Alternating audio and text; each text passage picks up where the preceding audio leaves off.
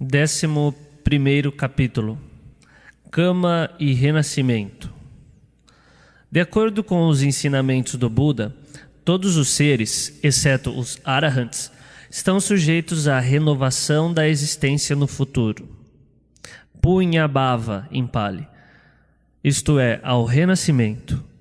O renascimento, na concepção budista, não é a transmigração de um eu, ou alma, espírito, mas a continuidade de um processo, um fluxo do devir, no qual vidas sucessivas estão conectadas juntas através da transmigração causal de influências, ao invés de uma identidade substancial. O padrão causal básico subjacente a esse processo é aquele definido pela origem dependente, que também demonstra como é possível o renascimento desprovido de um eu que reencarna. O processo de renascimento, o Buda ensina, exibe uma regularidade definida essencialmente ética no seu caráter. Esse caráter ético é estabelecido pelo dinamismo fundamental que determina os estados nos quais os seres renascem e as circunstâncias que eles encontram ao longo das suas vidas. Esse dinamismo é kama, ou karma, a ação volitiva através do corpo, linguagem e mente. Aqueles seres que praticam ações ruins, ações motivadas pelas 3 raízes prejudiciais, cobiça, raiva e delusão, geram um kama prejudicial que os conduzirá ao renascimento nos estados de existência inferiores. E se o kama amadurecer no mundo humano, trará dor e infortúnio. Aqueles seres que praticam boas ações, ações motivadas pelas 3 raízes benéficas, não cobiça, não raiva e não delusão, geram um kama benéfico que os conduzirá aos estados de existência superiores e que amadurecem no plano humano como prazer e boa fortuna. Como as ações que uma pessoa realiza ao longo de uma única vida podem ser extremamente variadas, o tipo de renascimento que virá mais adiante pode ser bastante imprevisível, como mostra o Buda no Madhyama Nikaya 136. Mas apesar dessa variabilidade empírica, há uma lei invariável que governa os resultados produzidos, sendo que as correlações básicas são delineadas pelo Buda no Madhyama Nikaya 57 e em mais detalhes no Madhyama Nikaya 135. Em vários suttas, o Buda se refere aos planos de existência nos quais pode ocorrer o renascimento e também dá alguma indicação dos tipos de kama que conduzem a esses planos. Essa tipografia cosmológica não é, sob o ponto de vista budista, um produto de conjectura ou fantasia, mas um tema que o Buda conhecia diretamente através dos poderes do conhecimento de um Tathagata. Vide Madhyama Nikaya 12, parágrafo 36. Até certo ponto, o progresso também pode ser verificado por aqueles que obtêm o olho divino, por exemplo, no Madhyama Nikaya 39, parágrafo 20. Pode-se dar aqui uma breve visão geral dos planos de renascimento reconhecidos na cosmologia budista e os seus antecedentes kármicos, como apresentado na tradição Theravada. O cosmo budista está dividido em 3 amplos reinos. Primeiro, o reino da esfera sensual. Segundo, o reino da matéria sutil. E terceiro, o reino imaterial. Cada um destes compreende um conjunto de planos subsidiários, totalizando 31 planos de existência. O reino da esfera sensual, assim chamado porque nele predomina o desejo sensual, consiste de 11 planos divididos em 2 grupos, as destinações ruins e as destinações boas. As destinações ruins ou estados de privação são 4. Os infernos, que são estados de intenso tormento, como descrito no Madhyama Nikaya 129 e 130. O reino animal, o reino dos fantasmas, seres atingidos pela sede e fome incessantes, e o mundo dos titãs, ou os asuras, seres envolvidos em constante combate, não mencionados como um plano separado no Madhya Nikaya. Os tipos de kama que conduzem ao renascimento nesses planos são classificados em um conjunto de 10. 3 com o corpo, 4 com a linguagem e 3 com a mente. Estes estão enumerados resumidamente no Madhya Nikaya 9, parágrafo 4, e explicados no Madhya Nikaya 41. Graduações na gravidade das intenções ruins responsáveis por esses atos explicam as diferenças específicas no modo de renascimento que resulta dessas ações.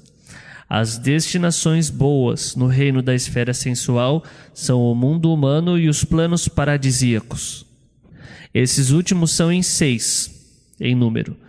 Os devas sob os 4 grandes reis, os devas do 33, que são governados por Saka, uma metamorfose budista de Indra, retratado como um devoto discípulo do Buda, mas dado a negligência.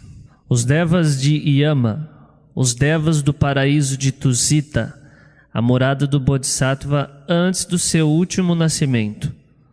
Os devas que se deliciam com a criação e os devas que exercem poder sobre a criação dos outros. Este último dizem ser a morada de Mara, a tentação no budismo, que além de ser um símbolo para o desejo e a morte, é também considerado uma divindade poderosa, com intenções maldosas, que deseja ardentemente evitar que os seres escapem da rede do Sansara. A causa kármica para o renascimento nas destinações boas do reino na esfera sensual é a prática dos 10 tipos de ações benéficas, definidas no Madhya Nikaya 9 e 41. No reino da matéria sutil, os tipos de matéria mais grosseiros estão ausentes, e o prazer, poder, luminosidade e vitalidade dos seus habitantes são muito superiores aos dos seres do reino da esfera sensual.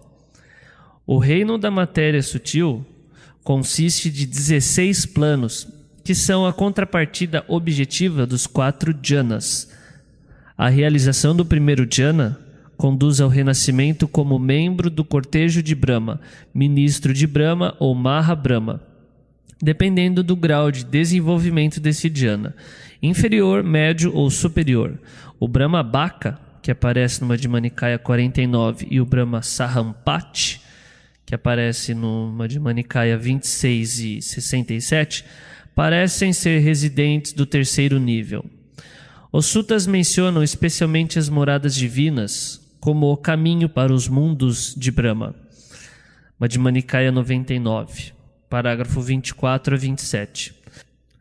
A realização do segundo jhana, nos mesmos 3 graus, conduzem respectivamente ao renascimento entre os devas da radiância limitada, radiância imensurável e dos que emanam radiância. O terceiro jhana ao renascimento entre os devas da glória limitada, glória imensurável e glória refulgente. O quarto jhana, em geral, conduz ao renascimento entre os devas do grande fruto. Mas se ele for desenvolvido com o desejo de alcançar um modo de existência insensitivo, ele conduzirá ao renascimento entre os seres não perceptivos, nos quais a consciência é temporariamente suspensa. Por outro lado, o reino da matéria sutil contém 5 planos especiais, que são exclusivamente para o renascimento daqueles que não retornam, que são os seres que eliminaram os 5 primeiros grilhões. Eles são as moradas puras, Aviha, Atapa, Sudasa, Sudasi e Akanita. Em cada um dos planos do reino da matéria sutil, dizem que o tempo de vida tem uma duração enorme e que aumenta de modo significativo em cada plano superior. O terceiro reino da existência é o reino imaterial, no qual a matéria se tornou inexistente e existem apenas processos mentais. Este reino consiste de 4 planos, que são as 4 contrapartidas objetivas das 4 realizações imateriais, das quais esses resultam e com as quais compartem os nomes: a base do espaço infinito, consciência infinita, nada e nem percepção nem não percepção. Os tempos de vida atribuídos a cada um, respectivamente, são 20.000, 40.000, 60.000 e 84.000 éons. Na cosmologia budista, a existência em cada reino é necessariamente impermanente em virtude do resultado de Kama ter um potencial finito. Os seres renascem de acordo com as suas ações, experimentam os bons ou os maus resultados, e depois que o Kama generativo tiver gasto a sua força, os seres falecem e renascem em um outro lugar determinado por algum outro karma que encontrou a oportunidade favorável para amadurecer. Por conseguinte, os tormentos do inferno, bem como os prazeres do paraíso, estão sujeitos a ter um fim, não importando o quanto eles possam durar. Por essa razão, o Buda não localiza o objetivo final dos seus ensinamentos em nenhum lugar dentro do mundo condicionado. Ele guia aqueles cujas faculdades espirituais ainda são imaturas a aspirar pelo renascimento nos paraísos celestiais e ensina os tipos de comportamento que conduzem à satisfação das suas aspirações. Mas aqueles cujas faculdades espirituais estão maduras, capazes de compreender a natureza insatisfatória de tudo que é condicionado, são incitados a aplicar esforço diligente para dar um fim à perambulação no samsara e realizar Nibbana, que transcende todos os planos de existência.